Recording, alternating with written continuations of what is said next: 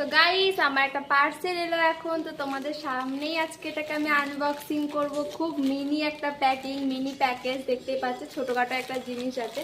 আর সব থেকে বড় সফট হবে তো ভিডিওর এন্ডে যখন বলবো। তো চলো এটা তোমাদের সামনেই খুলি, দেখি কি আছে।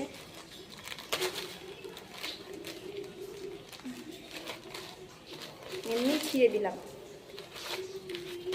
বাবা যা প্যাকেজিং করেছে, তাতে মনে হয় ভিডিও শেষ হয়ে যাবে। তো দেখো, এটা একটা হার।